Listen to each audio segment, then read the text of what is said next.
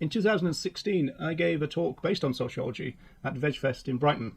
And I thought it's kind of time to revise and update it a little bit. And so this is what this is all about. So we start with one of the most basic ideas within sociology, and that's the socialization process.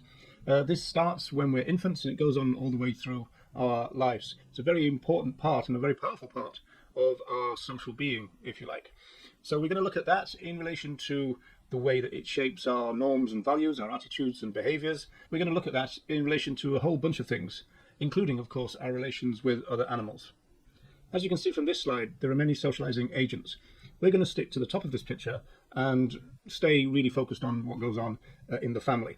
That tends to be called primary socialization.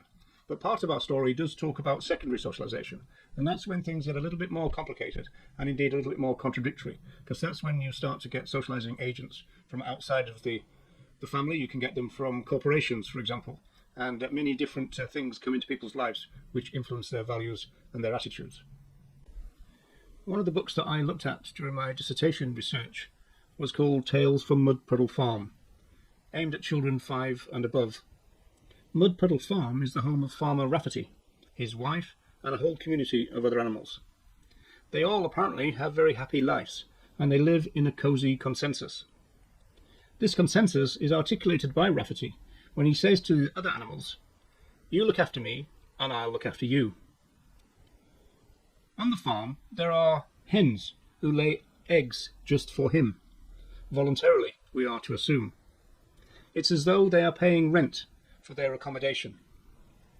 The most ideologically charged and distorted message in the whole book involves the 2 cows used in the dairy industry.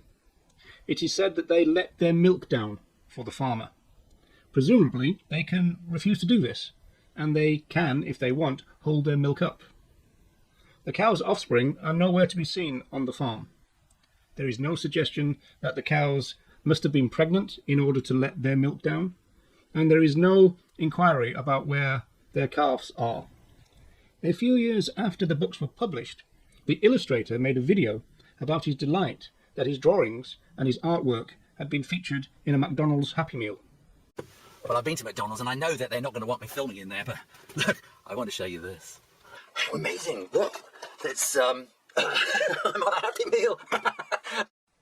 From a vegan perspective, we might think that this guy is rather disconnected, having drawn happy other animals for a children's story, and yet also happy enough to feature on a box containing the parts of dead other animals. The key to that, though, is the word happy, all wrapped up in the ideology of animal welfarism. For what is more natural than happy animals to find themselves in a Happy Meal? Another earlier book I looked at was this one, Nubbins and the Tractor. This is an interesting narrative from animal rights point of view, in the sense that it's about animals as items of property. In fact, the narrative is about the transfer of animal property over generations. Nubbins the horse is employed on a farm, doing all the farm work until he gets replaced by a shiny new tractor, and then he's made redundant. He's going to be sold, but the farm boy, the farmer's son, asks his father to transfer the ownership of Nubbins to him, and this in fact is what's done. Then the tractor breaks down.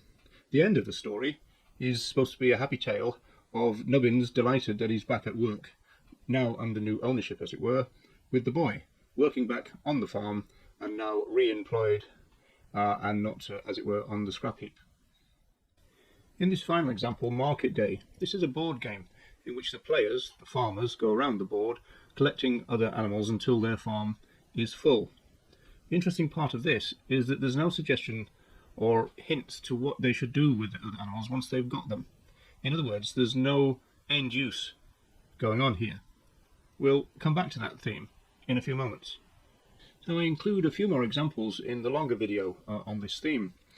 The interesting question to ask, of course, is that these themes in these early learning books and books that children read with their parents, games they might play, how does that manifest in the real world?